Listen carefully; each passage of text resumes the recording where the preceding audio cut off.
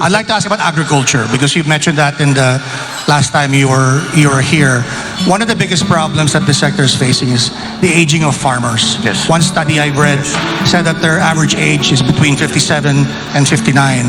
And the worst thing is their children don't want to go into agriculture. And this observation is supported by declining enrollment in agricultural programs of SUCs across the nation. And last, the Secretary of Agriculture last year said that we may be facing a critical shortage of farmers in as little as 12 years. And he said this last year. So maybe you'd like to share with us what your plans are regarding this issue. Regarding the age of farmers getting older, not only are they discouraged to come in, their parents who are farmers, they say, wag na kayong pumasok dito, napakahirap ng buhay dito. Mag-aral kayo, pumunta kayo sa Manila, pumunta kayo sa city, dyan kayo magpagaling para hindi nyo na kailangan daanan itong dinadaanan namin. That's the state of the agriculture in the Philippines today. As a general rule, as a general concept, I think we have to really shift already from what is essentially still mom and pop operation and talk about agribusiness and talk about the industry of agriculture. And there are many things that we need to do to achieve that, to get to that point. See, let's go back to the issue of the age of our farmers and the young people who are not going into agriculture.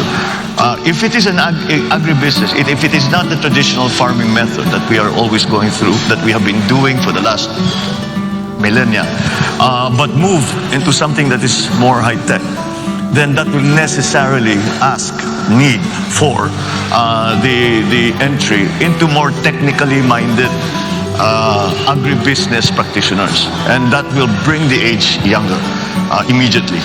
I know already for myself, young people, people in their 30s who have discovered some new technology or have come across a new thing.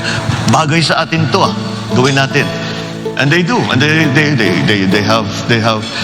have brought all kinds of new techniques to farming, but it's not yet extensive because there are no encouragements coming from government in terms of tax breaks, in terms of I don't really believe in subsidies in that regard, but I still think that we can improve the attractiveness of the agricultural sector to younger people if we use the most modern, most interesting technology. And like the kids say, they can geek it out, right? They'll just pag-aralan nila na mabuti. That's a very interesting. It will become a very interesting line of work. Is there an important role for government to play? Because if you look at the public spending on agriculture in the Philippines, it's only about 1.7% of the national budget, far below what is being spent in other ASEAN countries. Yes. It's been that, and it has been that way for a long time. I think we have really neglected agriculture because we had a system set up where the entire value chain was attended to by government. And of course, the private sector practitioners come into the picture during the trading and in the market. But that was dismantled in 1986 and has not been a replacement for it. So we have to do it again. And if we look at the countries that we are competing with in terms of rice production, for example, they're Thailand and Vietnam, the obvious ones. Their cost of production is lower. The labor segment of their production cost is 1/2 of ours, and that's due to mechanization. We have not mechanized at all. It's going to take. It's not a simple thing because we have to organize now to be able to mechanize properly, to use the big machines, the big tractors, the big harvesters. Yung nakikita natin sa ibang bansa na ginagamit na kalaki-laki, na ang bilis-bilis, siguro sa isang araw, ilang hektarya na nakocover nila. Pero ang average na land holding dito sa Pilipinas is less than 1 hectare. So hindi mo magamit yung mga ganung klaseng makina. So the way to do it, or the way we did it in Ilocos, was we organized the cooperatives. And in that way, we were able to take full advantage of economies of scale. And I think that's what we need to do here in the Philippines now. But there are other things that need to be done as well. I think the fact that we are importing galunggong has been made very, very public. It's been very, very clear that it is quite a surprise for that for us to get into that situation.